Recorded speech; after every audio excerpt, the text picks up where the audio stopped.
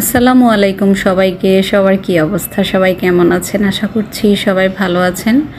আলহামদুলিল্লাহ, এই তো আমরাও ভালো আছি। তবে কিছুদিন যাবৎ কিন্তু গরমটা অনেক বেশি পড়েছে। গরমের কারণে সবারই অবস্থা খারাপ হয়ে আছে। ঘরের কাজকর্ম ওইভাবে কিছুই গুছিয়ে করে উঠতে পারছি না।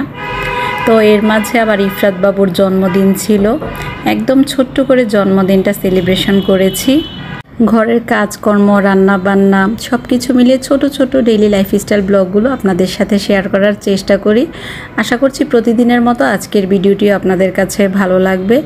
ইফরাত বাবুর জন্মদিনে কিন্তু অনেক বেশি গরম ছিল, তারপরও ফ্যামিলির সবাই মিলেমিশে সব কাজকর্মগুলো গুছিয়ে নিয়েছিলাম। একদম পারিবারিকভাবে ছোট্ট পরিসরে একটা অনুষ্ঠান করেছি। যেহেতু প্রথম জন্মদিন ছিল, সেই কারণে আমাদের প্ল্যান ছিল যে ছোট্ট করেই অনুষ্ঠান করব।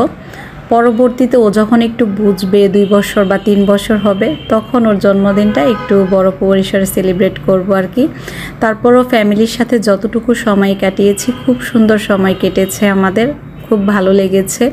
আর সবাই মিলেমিশে যেহেতু কাজকর্মগুলো গুছিয়ে নিয়েছিলাম, সে কারণে তেমন একটা কষ্ট হয়নি এই গরমেও।